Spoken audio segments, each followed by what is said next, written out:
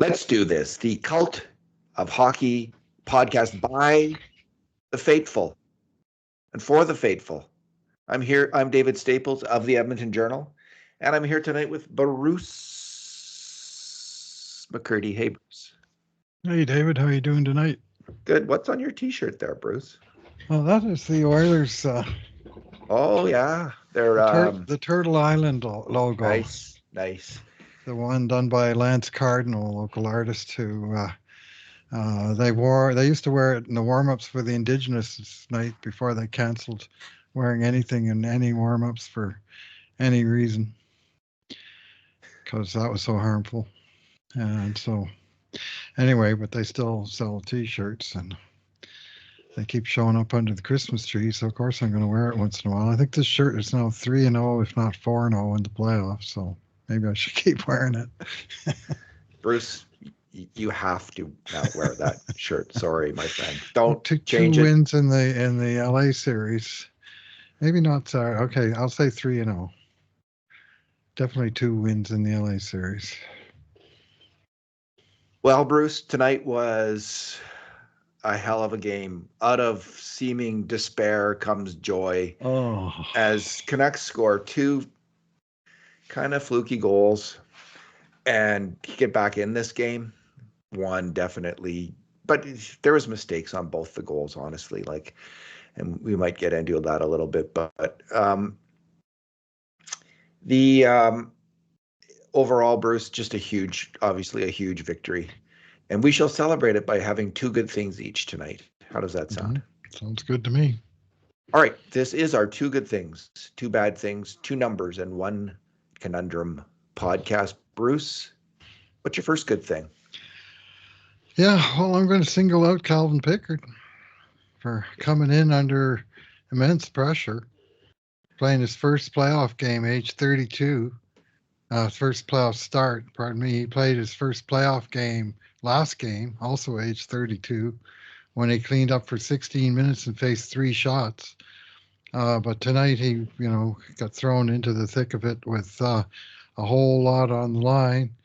And I honestly would say, he played a good game. I'm not sure I'd classify it as a great game because I think the team in front of him did a pretty darn good job of helping him out for the most part.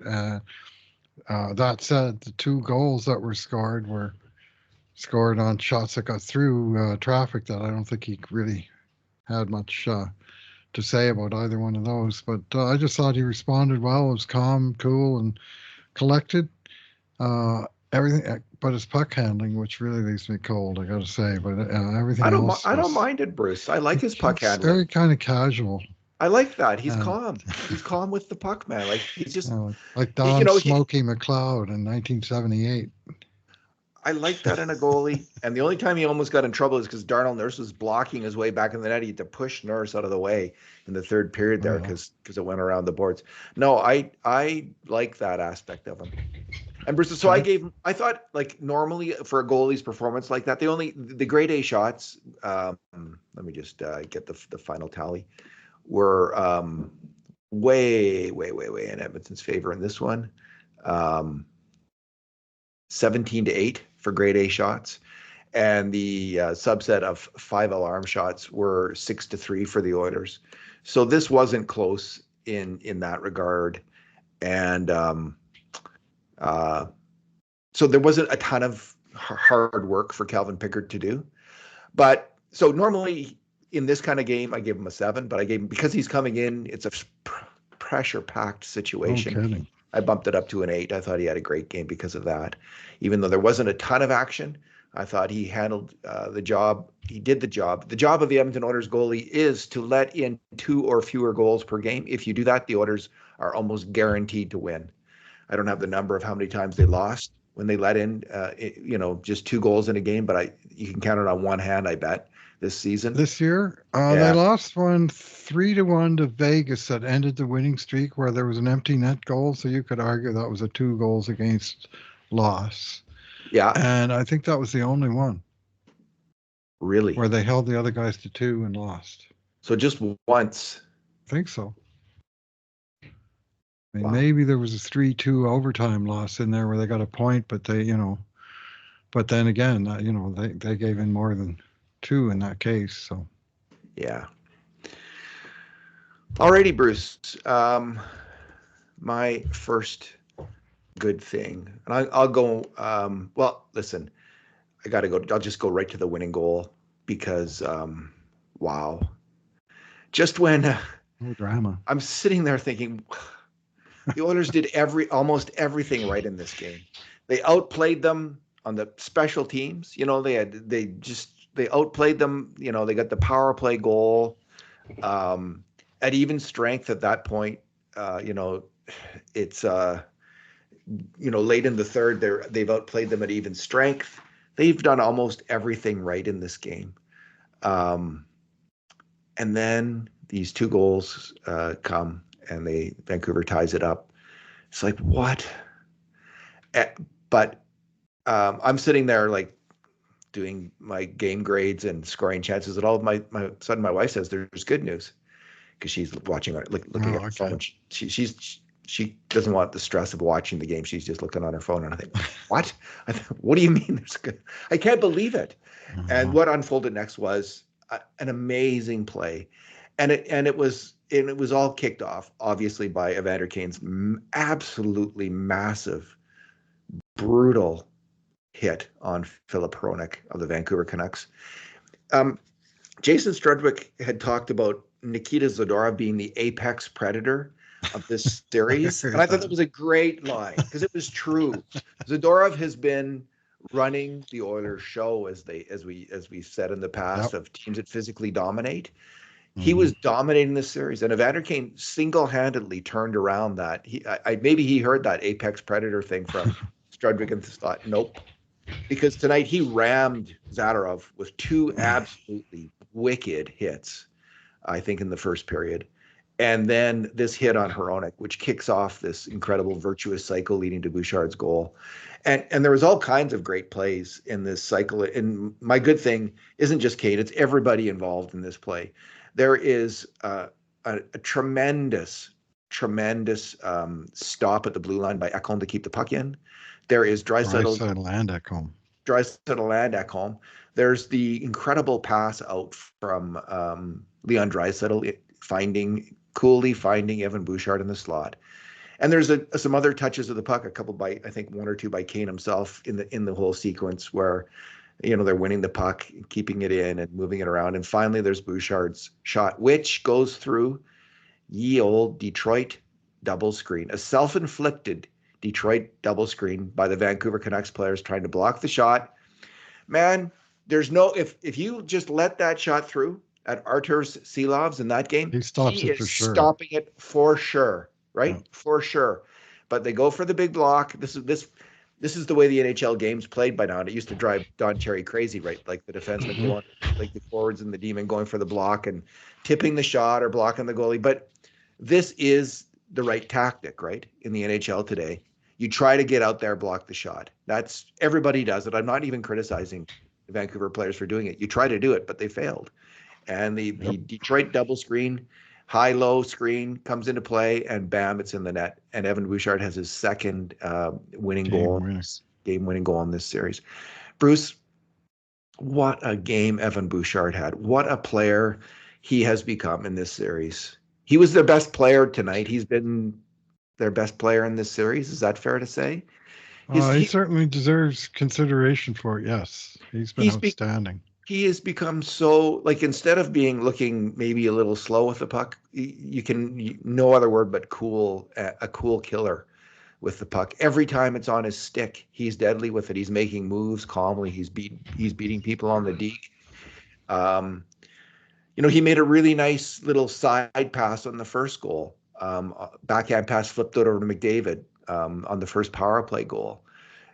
He set up Ryan McLeod for a great shot in the slot, which we think went off the crossbar. I'm almost certain I heard it hit the crossbar. Yeah. And the way the puck ricocheted to the sideboards and had everybody sort of either ducking or couldn't figure out where it went, I'm almost certain that rang the iron. McLeod not getting much puck luck just now. He made a great stick-on puck shot block on Dakota Joshua in the second. Yes, and that was outstanding. And came the winning goal. I mean, I'm surprised Vancouver isn't pounding him, like getting on him. But he seems to be evading most trouble now as well. Like he's constantly staying out of trouble. He didn't play a perfect game. There was a couple of mistakes that he made on grade A shots against, but he was fantastic, Bruce. I gave him a 9 out of 10, and yeah, just outstanding game. Outstanding is what 9 out of 10 actually means, and in our vernacular, it does. Try and match the numbers to the words that they describe, and outstanding is pretty much nails Evan's game in this one. That's how I always grade. I just think, what would I say to my friend? Was it a good game, average game, below, poor? I just use that to grade them in the end. I mean, I go through a process where I try to be a bit more scientific than that, but in the end, that's how I figure it out. Bruce, your second good thing? Yeah, I'm going to go to his partner, Matthias Ekholm, with another outstanding game tonight. All Ekholm did in this game was an assist that he got on the Ryan Nugent-Hopkins goal, where he coolly slipped the puck through to Nugent-Hopkins while getting hammered by Noel Doulson, who came up to deck him. And that sprung a 2-on-1, and Nugent-Hopkins used McDavid as a decoy, shot and scored, all of which surprised me. Because Nugent's, he's sometimes differential, and his shots haven't gone. And what really surprised me was the Oilers hit the post, and then the puck went into the net. They hit like 8 posts in these last 2 games in Edmonton. I think they hit 4 more tonight, and then this one finally rang iron and then went in. And well-deserved, beautiful goal. He made on the winning goal a great play at the blue line. When they tried to clear it, just to flesh out a little bit, you described Holloway was hard on the backtrack, forcing the guy to dump the puck maybe before he was ready, and tried to flip it out. Draisaitl knocked it out of the air, somewhere between waist and shoulder high. And Ekholm stood his ground at the blue line, kicked it back to Draisaitl, and then Leon walked into the quiet space along the blue line and reestablished the cycle from there. So no assist for Ekholm because there was a few more touches before the goal, but he made an absolutely crucial play on the keep in. But it wasn't just that; it was he was in good places and doing good things and being a positive part of the play. He was on the ice for the 2 even strength goals and wound up +2 on the night. Another terrific shot share, 13 for the Oilers, 4 for the Canucks during his 19 minutes at even strength. They gave up 4 shots. And his personal numbers, he played 24-20, exactly tying Bouchard for the lead on the team. 9 shot attempts, most. Doesn't play the power play. 4 shots, tied for the most. Tied with Bouchard, Draisaitl, and McDavid for most on the team. I mean, that's some pretty heady company. And he had a couple of hits, couple of giveaways, 3 block shots. And I just thought all over it again. And pushing the play in the right direction and, making good plays in all 3 zones. I think there was a couple times where he might have got caught a little bit aggressive. This one weakness sometimes is either bad pinches or stepping up when there isn't quite enough cover. But Bouchard dealt with one of those with that great shot block that you referenced earlier. That guy, he's just a tower of power for Edmonton. It seems like on a nightly basis, and just playing great right now.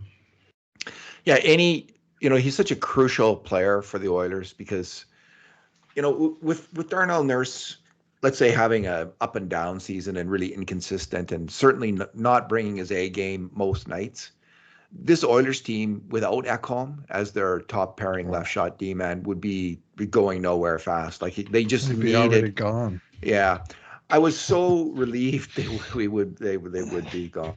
Yeah, Yeah, and I had read earlier in the day that they might split up Ekholm and Bouchard or some such thing. I wasn't quite sure about it. I was thinking, no, don't do that. Don't do that. And fortunately, they didn't. They moved Cody Ceci to play with Kulak and Nurse to play with Desharnais. And I think those two pairings they had one top pairing getting the most ice time. And then the other two were both kind of, I'll call them the third pairings. But it did, I think, elevate Kulak. Ceci and Kulak actually stayed out of trouble most of the game. Kulak kept a clean sheet, not one major mistake on a grade A shot against an even strength. He was the only Oilers defenseman to do so. Mm-hmm. So, it really worked keeping Ekholm up with Bouchard. And the other switches were Ekholm and with Kulak and Ceci, it struck me they might have got a more solid second pairing to rely on now. And I wouldn't be surprised if they get more minutes with Nurse and Desharnais being treated more as a third pairing going forward. Well, Nurse and Desharnais did play more. They did in the end, eh? In the end, although at even strength, it was probably really close. That's what I meant at evens. It was 15 for Ceci, 14 for Nurse, 14 for Kulak, 15 for Desharnais. It's almost a saw-off between the two pairings. Kulak is such a good hockey player at this point. I mean, Bruce, honestly, he stepped ahead of Nurse in terms of performance at lefty. So like I see him as Nurse, Ekholm, Kulak, and then Nurse as the third left shot demon at this point. I see him more as 2A and 2B, but yeah, I mean, there's a strong case can be made as to who's 2A as opposed to 2B, which is disappointing on one side, but credit to Kulak. Yeah. And it's not like Nurse Ceci a little bit, at least in this game. Yeah, Ceci was. I thought both Ceci and Nurse had above average games in this one, and Nurse had one break in where he almost scored there. Bruce, my second good thing is the payback time. Payback time for Carson Soucy. And if he's watching this game and feeling like a big steaming pile of dung right now, he should, because his play, selfish play, cross-checking Connor McDavid, getting a one-game suspension, was directly contributed to the Vancouver Canucks losing this hockey game. Noah Juleson was put in to replace him, and Noah Juleson isn't Carson Soucy, and he made a major tactical error, going for the hit at the blue line, and I think he caught a piece of, was it Ekholm he was trying to hit? Ekholm, yeah, he got him pretty good, but Ekholm slipped the puck through, and that was the thing. And then it's 2-on-1 because Noah Juleson has thrown himself out of position, and who's in on the breakaway? Connor McDavid doesn't have the puck, but Connor McDavid and Nuge. And Tyler Myers takes away the pass, and Nuge makes an absolutely brilliant shot. Great shot. Finally one that hit the post that went in, bounced the right way off the post this time instead of the wrong way. And there was a previous 2-on-1 with Draisaitl and Ceci where I thought Draisaitl shoot the puck. But anyway, Nuge did shoot the puck this time, and it was a fantastic shot. Nuge's best game of the playoffs as well. He was named first star of this game. Reunited with McDavid and Hyman. And Bruce, I think it's almost like an honorarial thing for the entire penalty kill. Nuge being named like that because that was a huge effort by that group of players. Your bad thing. Yeah. I'm going to have to go specifically with the 4-minute penalty that Evander Kane took in the first period. I just thought that was a bad penalty. Not a particularly good look, given all the shenanigans that went on at the end of the last game, that he caught Tyler Myers with a high stick. And a stick's got to be pretty darn high to catch the Chaos Giraffe in the head, because he's, 6'8". Who calls him the Chaos Giraffe? They call him that. That is the most unkind. That's the best nickname in the league. That isn't a good. That is not the best. I love it. It's a bit of everything. That's just nasty. It's a term of endearment, I think. It is not. Yeah, just like Jolts was. No, I don't know. Anyway. Jeez. Anyway, chaos. but Yeah, he came up, what do they both call you, hands Dad? on the stick high, right? Like it almost Yeah. looked like a cross check. And you think after all the screaming going on in Vancouver about that Susie suspension, where clearly it was McDavid who instigated everything and he should be suspended. I read that in more than one place, and what are you talking about? That's someone who's Anyway, deep into the Canuck sauce who's oh, saying that one. Yeah, like they're drunk on Canuckite, uh-huh, yeah. Yeah. Anyway, People are crazy in Vancouver, yeah. Bruce. That's all I have to say. Susie was a little unlucky with the suspension in that I think he was just going to hit McDavid on the chest until his teammate, the aforementioned Nikita Zadorov, drilled McDavid in the lower back and knocked him down and right into the stick of Susie, who got him under the chin. It was gross. Very, very fortunate that McDavid didn't suffer some kind of injury on that play, and it was dirty post whistle, so they had something coming, and it turned out to cost them, and that's just fine by me. I think they gave him the game for having that maniacal grin on his face as he cross-checked McDavid. Actually, the fact of the matter is you're responsible for your stick. Yep. This is after the game. He had to be suspended for a game, no matter what other circumstance. I would have been happy. Like they could have given it to Zadorov, which for an equally brutal play. Dirtier it was thing. A dirtier play in some ways. Because you're right. I agree. Susie didn't intend to hit him in the face, but Zadorov intended to hit him right in the back and injure him. So, yeah, that was very infuriating. Yeah, Kane. The apex predator, eh? Yeah, the apex predator. I was thinking today, they can't let this guy get to him. I was remembering two guys from the 80s. This is my time. Jay Wells from the 1982 LA Kings, who gleefully played up the "I'm the heavy of the other team" nonsense in the playoffs. Yes. And got Edmonton more distracted, more wanting to beat Jay Wells and beat up Jay Wells and winning the friggin' series. Yes. And then Neil Sheehy, that did the exact same thing for Calgary Flames in 1986. You just can't fall into that friggin' trap. You just cannot fall into it. You want to get even with those guys? Beat them in the playoffs and send them home. That's how you get even with them. Yeah. So, Bruce, I just want to just imagine the scene at the Tyler Myers household.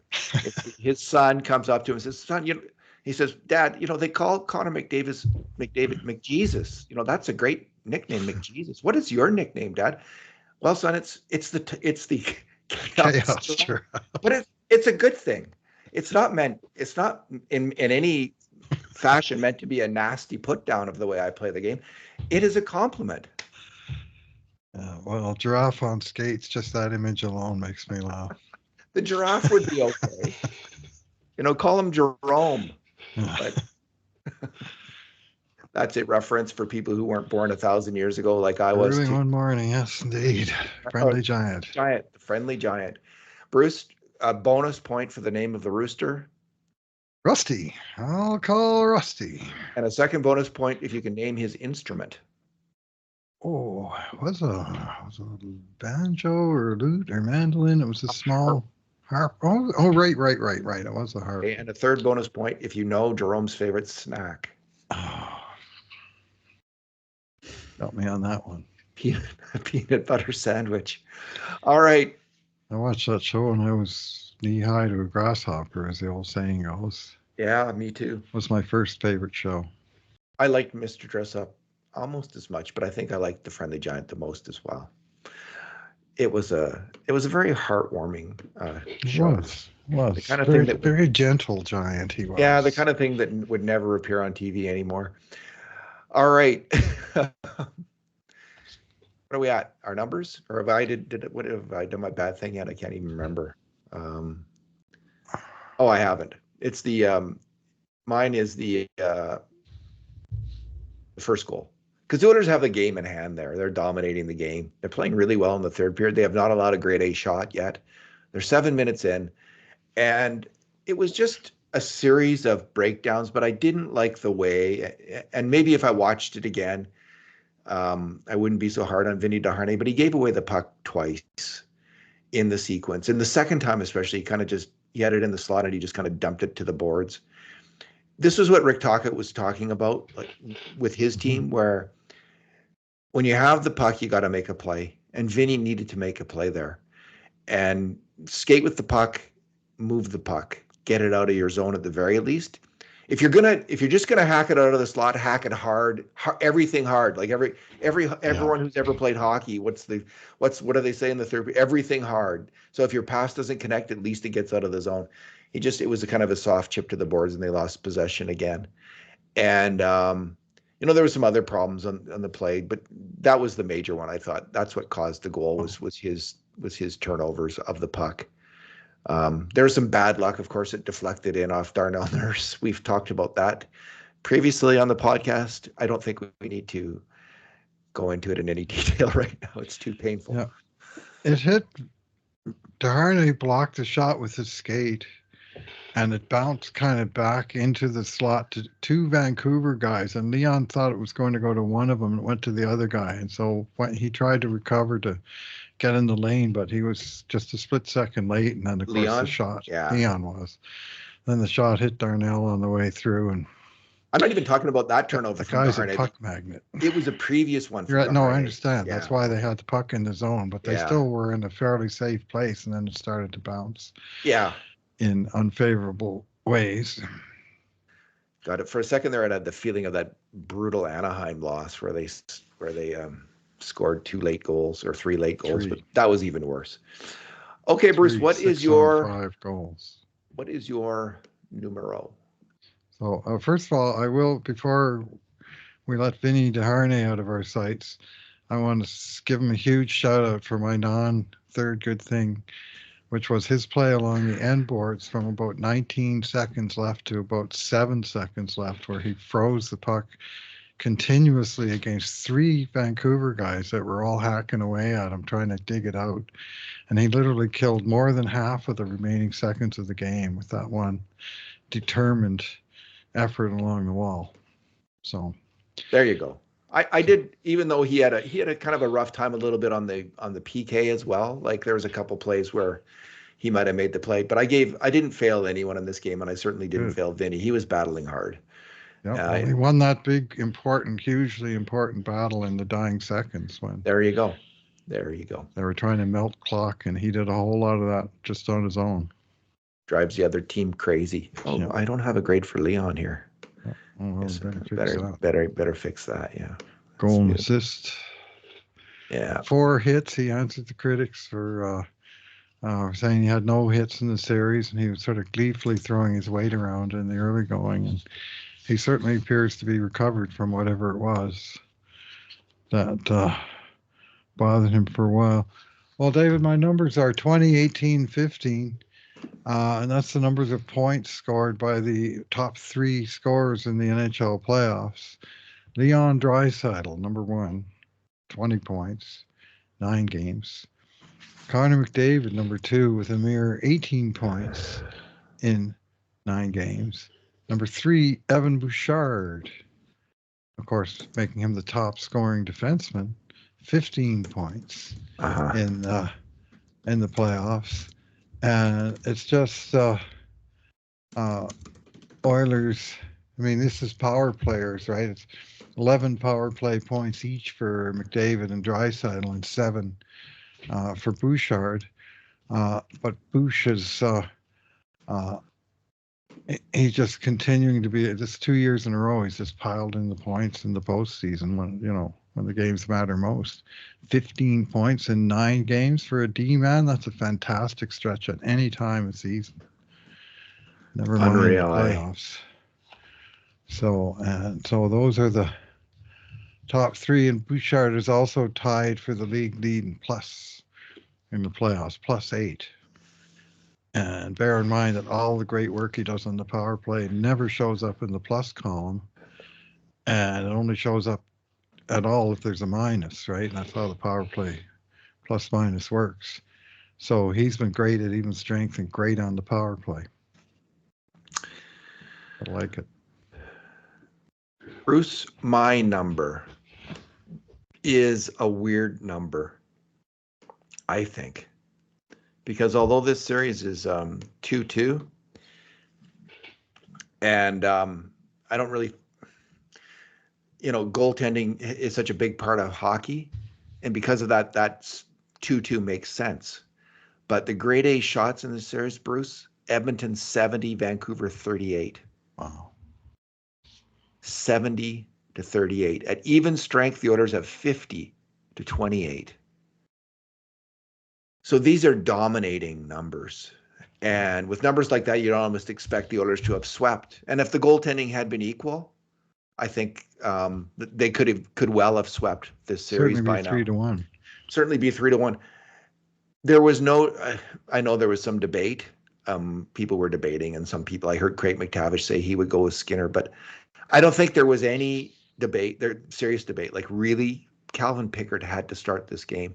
He had, the Oilers had made a decision at some point, and I didn't hear many people disagreeing with this decision based on Pickard's play, that they weren't going to trade for a goalie at the deadline, that they were going to spend their assets on either a forward or a defenseman. And they tried to get a defenseman first in Chris Tanev, but Calgary decided in their non-wisdom to trade him, get less of a return by trading him to Dallas.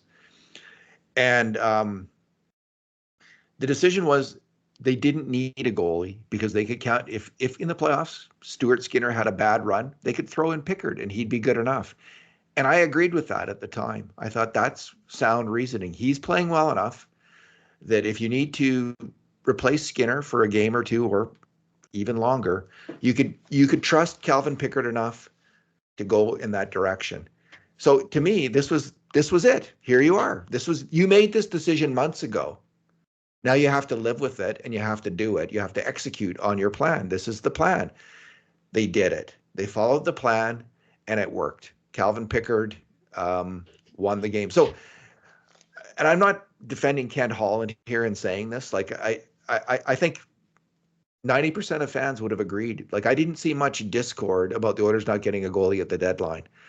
There was a lot of people, including me, unhappy they couldn't find a way to get a defenseman, but there weren't a lot of defensemen available, is the truth, after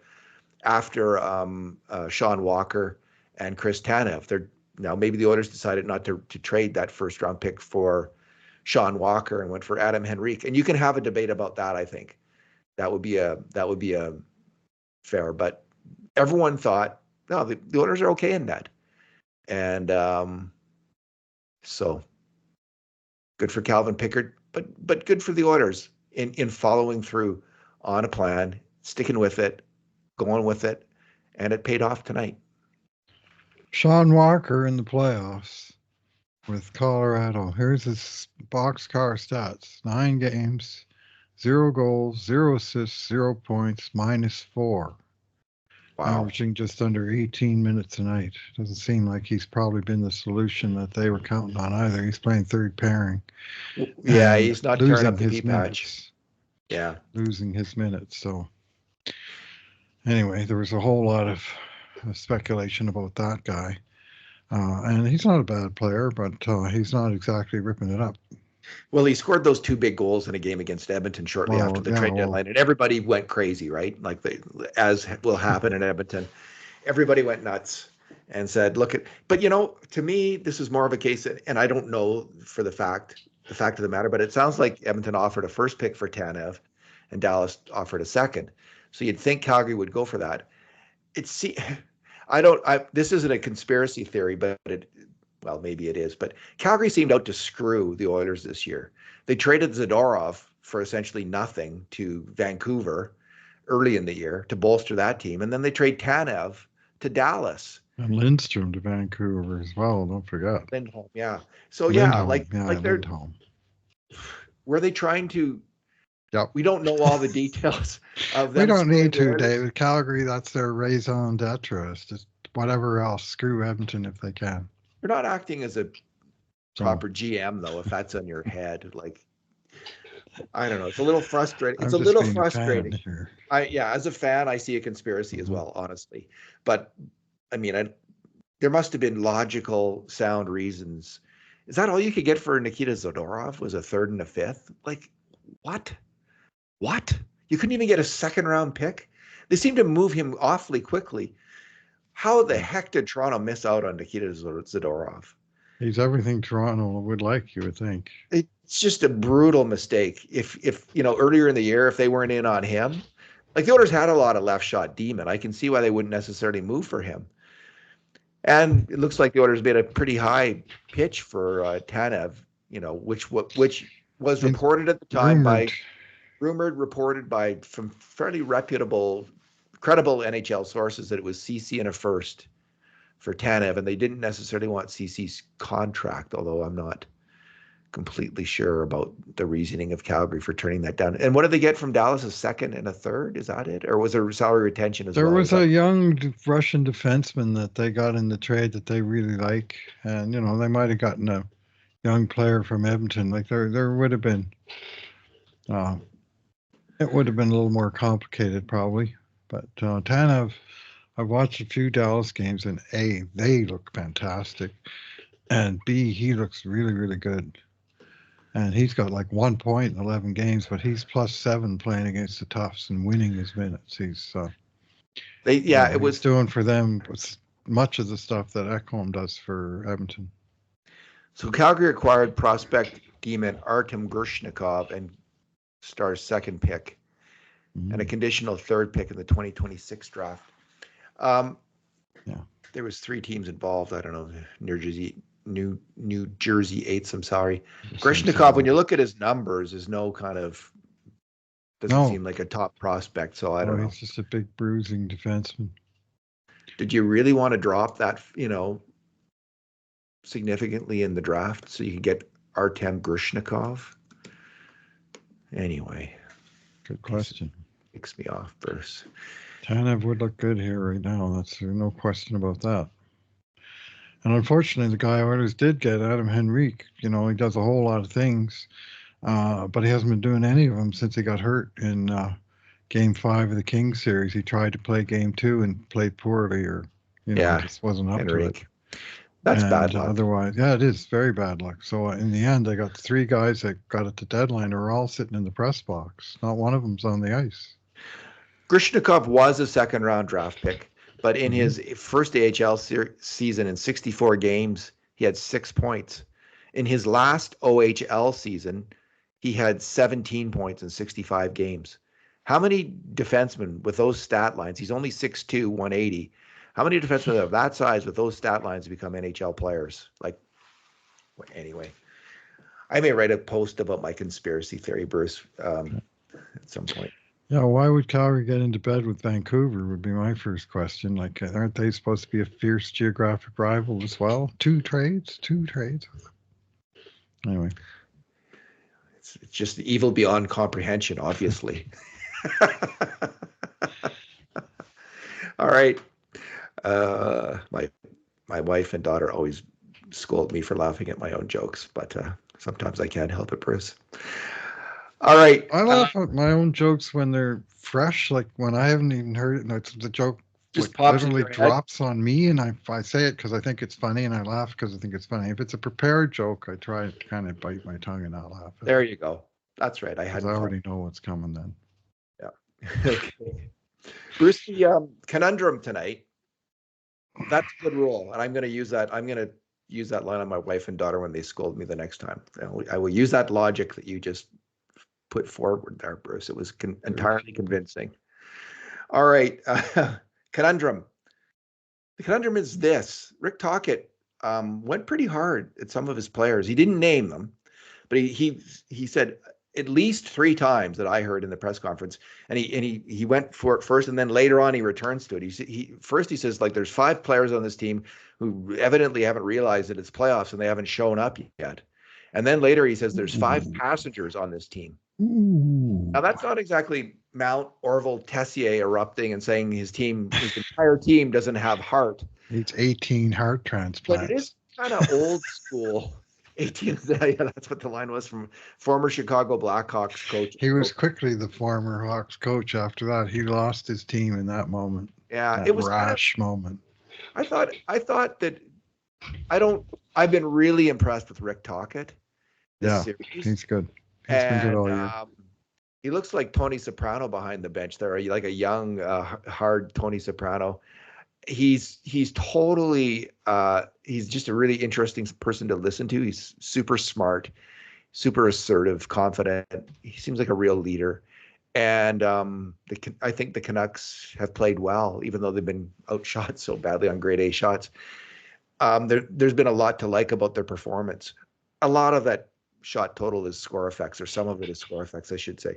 But this move by Tocchet, Bruce, I don't know. Like he didn't name the players, but everyone on that team has got to know who it is.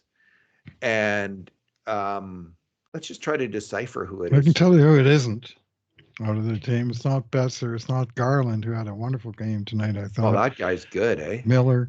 It's not Miller. It's not. I don't suppose it's Hronik. Lafferty. I think Elias Pettersson is a surefire candidate. Okay, I'm going to go with Lafferty. Tocchet crap list. Elias Pettersson. Mm-hmm. Ilya Mikheyev. Yeah, that's likely. Ian Cole. But maybe he doesn't. Maybe he likes Cole.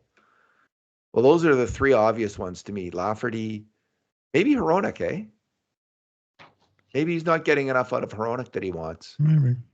And maybe Tyler Myers. Could it be possibly No, Tyler? I don't think so. I don't think so either. I don't think so. Could be Cole. I mean, Cole's outscored the entire Oilers' third and fourth lines. So Cole didn't score in his own net tonight, which I think is first in the series. Yeah, it is. How many? It's been 3 or 4. So he's had a real hell of a time. That's just such. It's bad luck. Anyway, a lot of it's bad luck. But. So, what do you think of what he said, Bruce? Do you approve or disapprove? Like, any strong feelings about it, or? I'm not a real huge fan of his choice of words. I mean, again, he didn't say they all need heart transplants. Passengers, though. But passenger it's a pretty harsh indictment. Yeah. And I didn't get the sense that, I mean, I guess if I was a Vancouver fan, I might be pointing some fingers, but I'm not. It's just in. But I didn't really notice, other than Pettersson, who's really been a very kind of peripheral figure throughout the whole playoffs at this point, to the degree that I suspect he's nursing something that's crimping his style. Yes, definitely. And if that makes him a passenger, so be it. But that would really sting to hear that if you're trying to play through something. And, you know. Teddy Bluger, maybe? I don't know. Like, Mikheyev only played 12:33. Bluger played 11:10. Lafferty 7:23. Ding, ding, ding, ding, ding. Who did he take out of the lineup? Well, Di Giuseppe. Oh, Di Giuseppe was in earlier in the series. Yeah, and he came. I put in 2 guys last game, and I never did get around to figuring out who was the other guy who came out. Because Niels. Okay, yeah. Oh man, came in. Yeah, he didn't play that much. Hoglander. Oh yeah.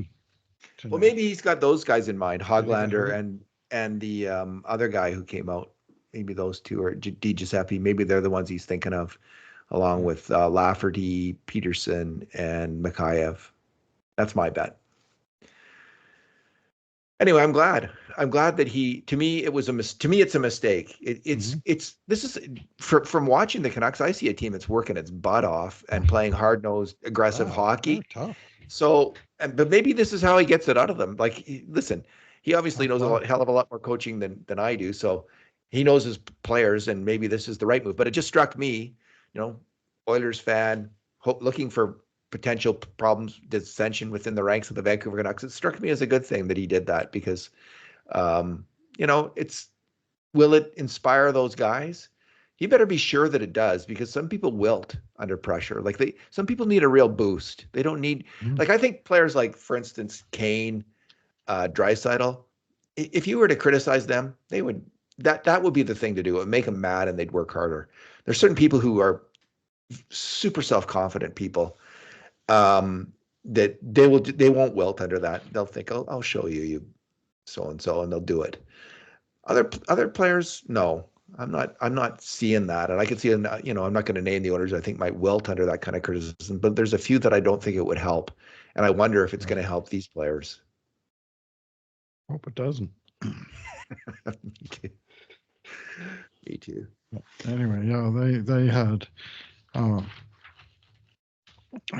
a few It's not Dakota Joshua, I can tell you that. It's definitely not Dakota Joshua. That guy's been a pain in the side for all 4 games to my eye, and he was excellent against Nashville as well. You know who looks like he's playing hurt to me is Quinn Hughes. And we heard a rumor going into the playoffs he's hurt. So going into this series, kicked the crap out of him. That guy is such a killer when he's completely healthy, and he hasn't been super scary yet, knock on wood, because he is such a fantastic hockey player.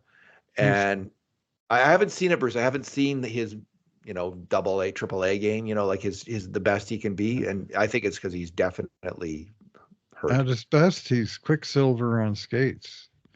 He can just boogie in any direction with one step. It seems like he'll suck the opponent to going one way, and he'll reverse. He'll just skate sideways or something into wherever. And he's got a really good sense of where the good ice is, where he can safely take the puck and create. And then, of course, once he gives himself a second to look up and make a pass, look out. So he's a real fun player to watch, or he would be if he wasn't a Canuck.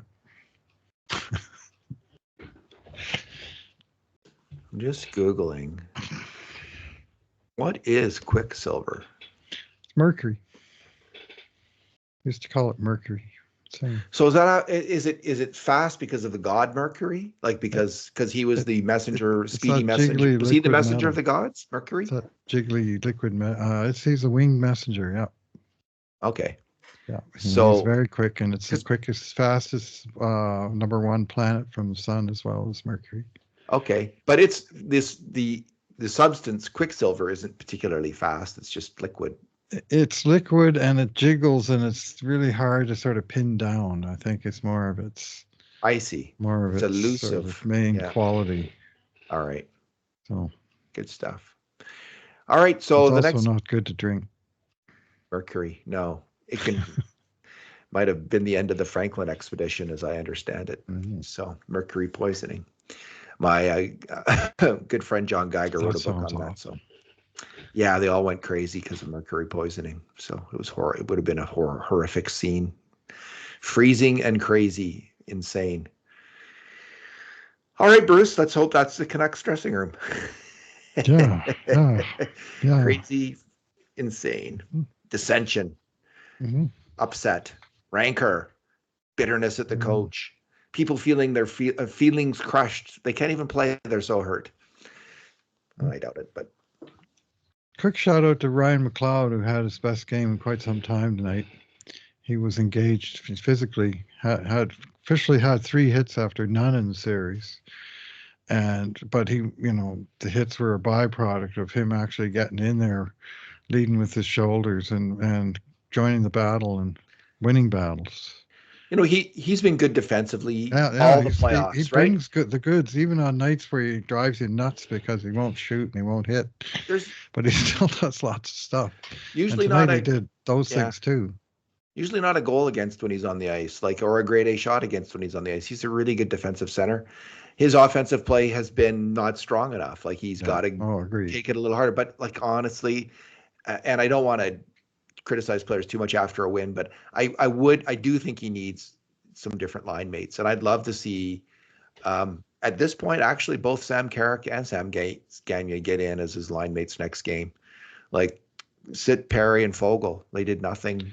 They didn't make mistakes on defense. I didn't even notice Fogle. I hardly noticed Perry. Played 5 minutes and 43 seconds at even strength in this game. He is killing penalties well, Warren. Yeah, he did. So that's up to 745 in all because of the PK work. But I'm not seeing what, honestly, Corey Perry's bringing. I mean, there's a big Twitter, internet, stick. Because he blocked.